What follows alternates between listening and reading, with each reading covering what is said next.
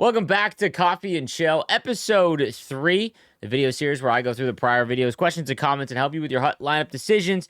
A lot of news today, guys. So today we are getting a patch. First gameplay tuner, it looks like it was tweeted out by Clappy, the community manager on Twitter. Make sure to follow me on Twitter. Link is down below. If you ever want to make sure you got the news and whatnot, I always make sure that tweet out what's going on. But Wednesday at 1 p.m. today, we're getting a tuner that will slightly reduce the amount of World of Chel items available in the store to help with server stability. And then we're also addressing the speed boost exploit from the no contest X Factor. So this is World of Chel related, but the no contest X Factor glitch thing was actually insane. It didn't really happen in Hut because there wasn't anyone that had the elite no contest. Essentially, what could happen is anytime you do a loose puck deke, like any one hand, you would pick the puck up and you would get this insane boost of speed. And you could just, if you were doing threes or whatever, you just run right through everyone. So that needed to make sure it never came to HUD as well. So happy the World of Chel people got that fixed. But they also mentioned the next line's important. Further nerfs to the left trigger and fixes to short-range saucer passes are coming in future patches. We're also monitoring the feedback around poke checks. So if you're playing, if you've made to like gold in Hockey Ultimate Team and ranked, which is a gauntlet, you're still seeing people try and do the L2 glitch that was in NHL 25. It's not as effective as last year, but it is still there. Like, it is still prevalent. You'll get a speed boost by doing the puck protect and the LT. So they're further nerfing that. That was something that they were trying to address at launch. And then short range saucer passes. So I don't know if you guys have noticed this. I don't know if you take or if you take a lot of saucer passes or make a lot of saucer passes. But when you hit R1 to saucer pass, everything is the exact same speed. So whether you're trying to go 5 feet or huck it all the way across, there's no way to hold down or tap it to change the speed of a saucer pass, which was a pretty big mess. I'm someone that likes the saucer pass quite a bit, and there's times where you just literally can't do it. So they're adding, it looks like they're trying to fix it so that you can actually do short saucer passes, which is nice and needed. I think it's a necessary mechanic. Anytime you take away a manual mechanic, it's pretty rough. So that's good to see. We're getting that in future patches. The interesting one is the feedback around poke checks. So again, I've been if you've been following the stream or watching my gameplay, I've mentioned that poke checks are almost, they just don't do anything. And part of me thinks it's the low stick check stat, and I hope that that's like not the case and there's actually an issue with poke checks, because if they address it and they make poke checks like usable, I don't want them to be overpowered, guys. They just need to be usable. Like, there's times where you hit R1, you're in perfect defensive position. Like, if someone's coming at you and you're actually playing good defense, you're squared up to the shooter, and you hit R1 when they make a deke or they make a move, and it just will not hit. It'll hit the puck and it just goes right through them. It's I don't know what's going on, but I think it's an issue with like the physics in game.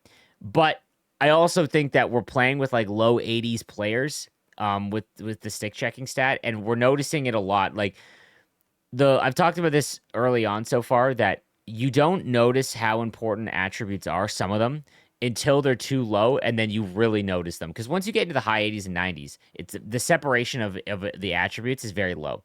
But there's a few animations that'll happen when you have low, when you early on in the game, when you have low attributes. One of them is offensive awareness and puck control.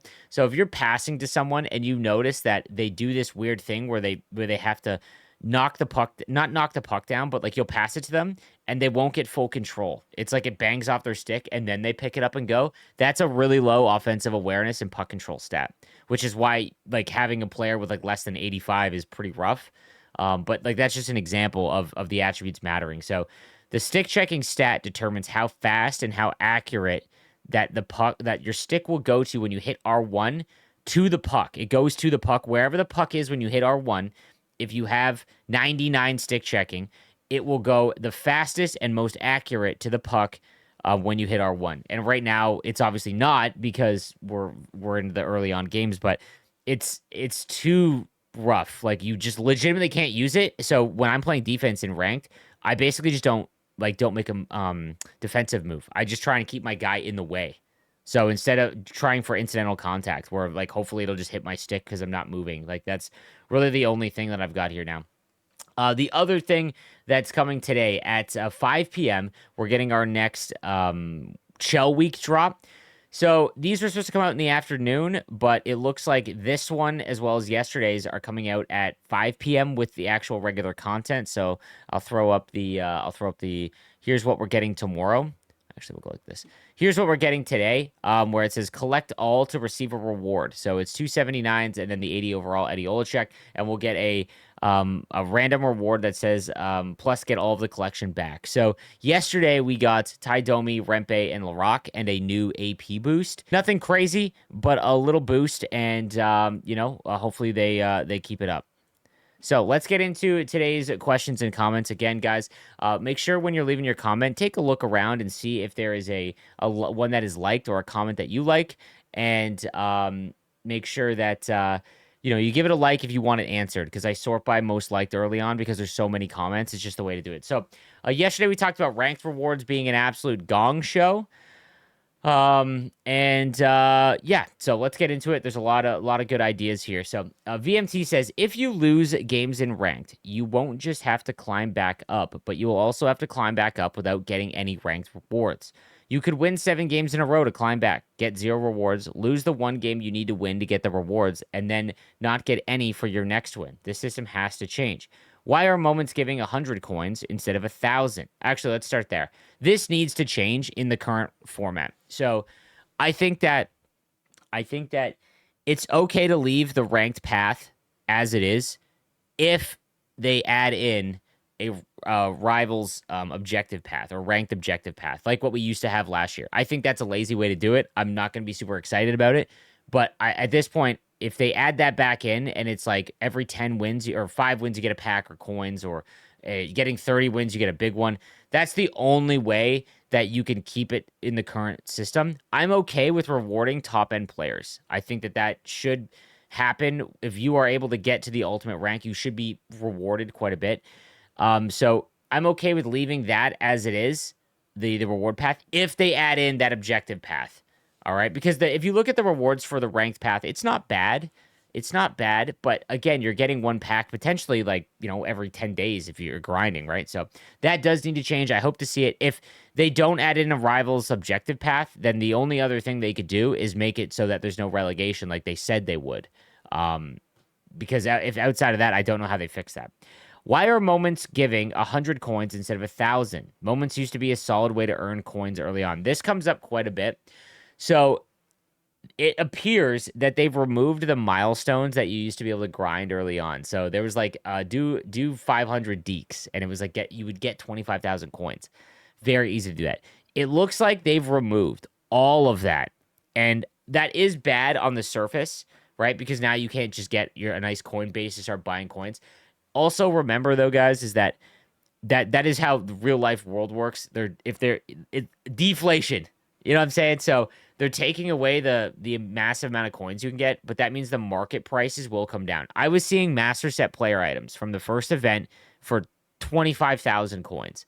Now, that'll probably change when worldwide launch happens, but I don't think by much, right? So there's a big adjustment.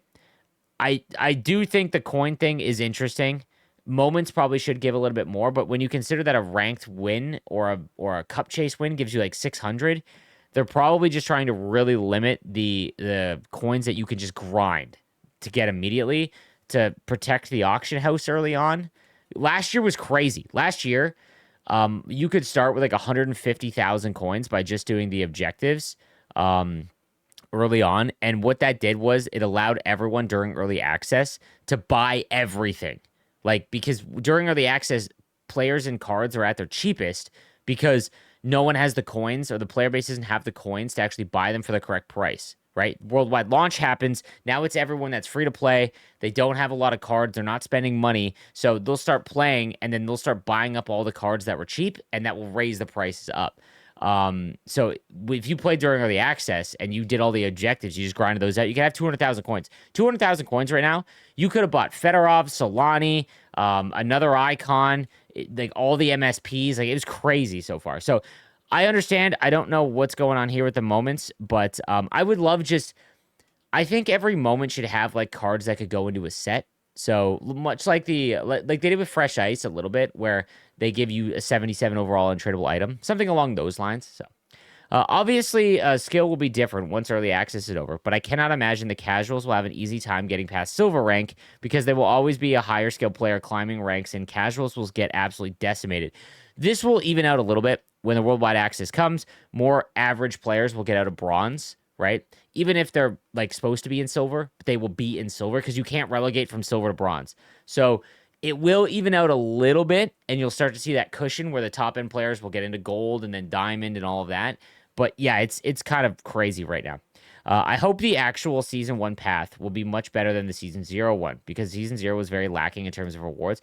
This should be the case. Last year it actually wasn't, but I truthfully believe that the XP path they learned a lot last year because as we went along, the XP path got pretty good as we went along. So, Easy says, I think they've nerfed the rewards for early access. Even with what they've given us for our teams, they're going to be so much better than someone who starts on Friday. Early access players are going to have like 6, 7 MSPs if you've been grinding, including heroes, icons, and Chel Week by Friday, and new players will have 0. We're already off to a huge start. This is another great point. Like, because I don't think you'll be able to make Chel Week players after Friday at launch. I think Chel Week is legitimately for the early access. So you could have Kadri, you're going to have your 2 pre-order icons. The 2 pre-order icons, Solani and Fedorov are 2 of the best cards in the game. And that means free-to-play players that just start on the 12th, they won't have those, either of them, right? And they don't have like Ronik or Chara. Like we have, the pre-order rewards are the most impactful that they've been potentially ever. Just because that like those are the main cards to go after, right? So it'll be interesting to see how that plays out. Just allow ranked games to give you more than the usual 600 coins per 2,000 a game. That will allow us the freedom to buy packs or cards in the store or auction house to improve the team. This also keeps the value of ranking up important, which in turn keeps the mode in a highly competitive state. There is no excuse for earning around the same amount of coins between a 2-minute superstar cup chase battle and a 4-minute online rank game. This I can agree with. This I'm going to agree with because buying coins with packs for the first time since like outside of Packpocalypse. But last year was the first time, and probably since I've been making content, where buying packs with coins legitimately was the value. Like you guys remember Team Builder packs or the X Factor packs that came out? They would put these packs in the store that were it's almost like they went and looked on the market and it's like, okay, these are actually a discount. So that would be interesting. I do think that because Cup Chase gets 3 rewards and you can repeat them, and ranked, you literally can't get rewards if you don't win consistently. That would make sense because that would make every game when you're playing a ranked game worth more because you're getting 2,000 coins per. 2,000 coins right now is a lot. So that's an interesting way to do it. Or even 1,500, like just double. I actually think that might help. Some changes, ASV says, some changes I would like to make to Cup Chase. Coin rewards, whether that's through objectives or a straight injection for winning the cup. That seems to be very evident. Change unbeaten. I actually sent this in to EA. Change unbeaten reward top of the league. This could be a good compromise with how often you get kicked from the EA servers, and this would also encourage people to finish all the games. This needs to be changed immediately because EA servers are so finicky that people are losing their runs on game 18 to go undefeated, and that's devastating for your time. So this needs to happen. Unless they can figure out a way to almost guarantee that there is no server boots when playing Cup Chase, they need to change that unbeaten pack to top of the league. So what they mean by that is you just have to finish first, and you don't need to win every game to get first. So that's how you do it. 100%. That's what needs to happen like tomorrow.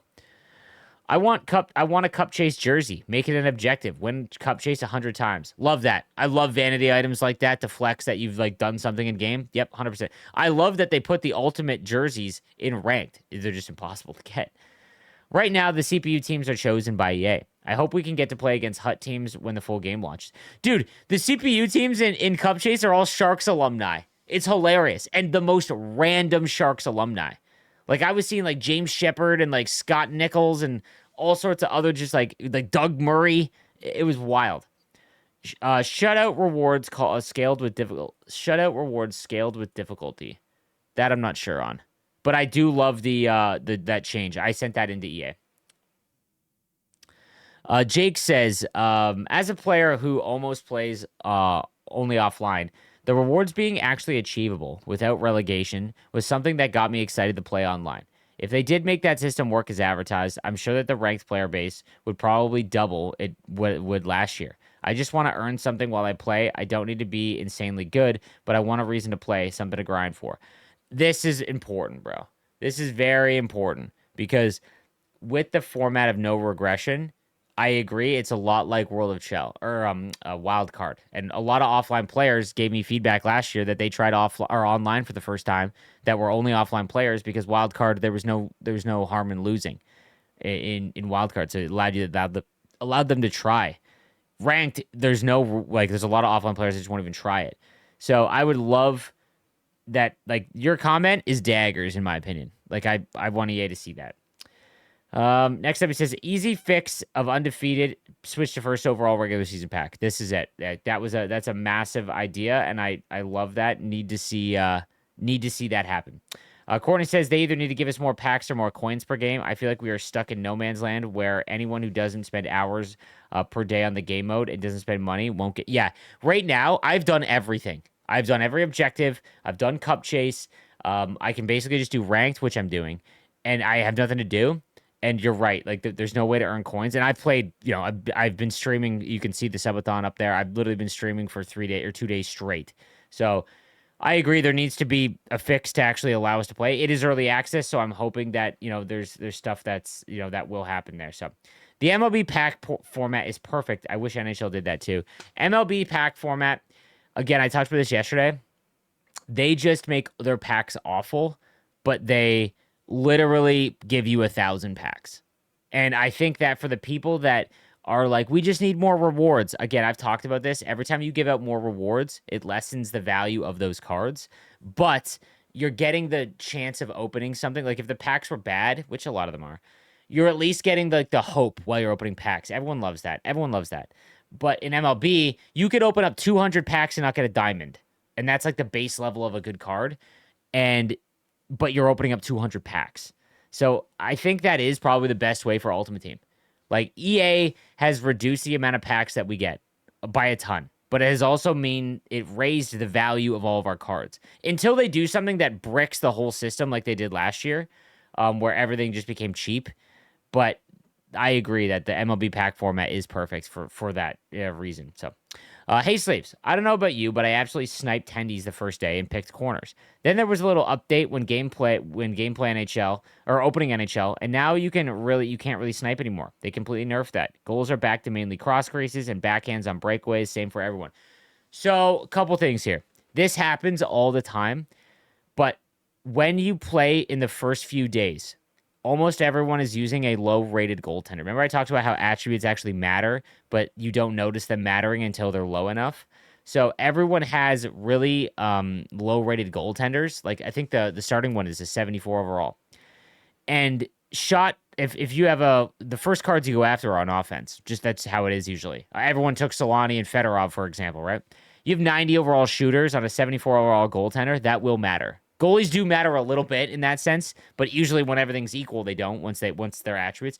People are starting to pick up actual 80 and above overall goaltenders, so it is harder to snipe. I find that if I have a screen or anyone anyone with a really good shot or quick release, I'm still picking the corner short side. And it's been a breath of fresh air because it has not been that hasn't been in the game in forever. But scoring short side off the rush, off the bar. Yeah, that's another thing. The post simulator is crazy, but when it goes bar in, one of my favorite things to do in the game. But this is what's happening, I think. I don't think there wasn't anything that touched like snipes. It's just simply that everyone is getting a higher rated goaltender. We'll see in a week. If what I'm talking about is true, then that means that I should still be able to score with like my high end players. We'll see. Maybe it will change. So, as an offline player, the problem with objectives is that it forces us to play either ranked, hut champs, or cup chase. So again, as an offline player, I'm forced to use cup chase on rookie to get those chores done. Then I have to reset the cup chase season and put it back on superstar and hope to finish it before they add more chores where I got to play cup chase on rookie. This is an very interesting dynamic that a lot of online players never think about or talk about. Because you're right. The chores aspect, everyone is like, dude, if you have chores to do and you're an offline player, you're already playing offline. So what's the problem? However, I will say this. I completed all of the objectives. We're talking all of the event objectives by putting them in my lineup, putting them high in my lineup, but putting them in my lineup and doing a cup chase run. So I think if you do a full cup chase run with all the cards in your lineup that you can get, I was able to do it. I would not worry about rushing out to finish the objectives. I would try slow playing it because I agree there is a big issue now that if the difficulty you play on and you can't get the objectives done, that's a big issue, right? But so far the objectives haven't been like the crazy score 40 goals, stuff like that. So, just try it out. Even though I disagree with chores in general, but why not let us play the casual game for CPU as one of the options? This is allowable in MLB, by the way, guys. MLB, they let you play versus CPU so that we don't have to feel rushed to finish our season on Superstar, so we can just get through these objectives on Rookie. 100% agree.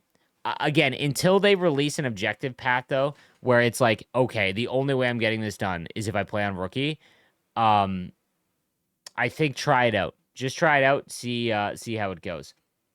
All right, Ratsy. What people seem to forget with Cup Chase is that it's repeatable, but also Hut could also operate in 3-year time periods. Maybe year 1 was just implementing the mode. This is what they do, by the way. The new dev team since NHL 23, they say they operate in 3-year dev cycles.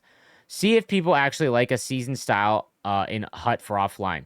Year could be more year 2 could be more flushed out game mode, exactly like MLB mini seasons, where we see repeatable stat missions for a single run. Score 50 goals, repeatable rewards, 1 pack. Packs for winning awards, a forward pack for winning the Richard, a defensive pack for winning the Norris. I 100% think that needs to be in the game. A specific stat in a single run. Score 20 goals with an alumni to unlock an 83 alumni player. Only can get from Cup Chase. Yes, love that too. 100%. That's a lot. That's exactly how mini season works in MLB. Rewards aren't great, but it is also repeatable. Through 3 Cup Chase runs. Oh my God, Ratsy. I've gotten an 82 to 80, an 80 to 82 in every playoff clinch pack and also a championship pack. It's set up the rewards so the players who can do it multiple times in a week, which isn't great given Mike from Indiana might only be able to do 1. The Crown Gold Pack, after you say make it, says 5 items, including 1 guaranteed 82 overall untradeable. The Crown Gold Pack.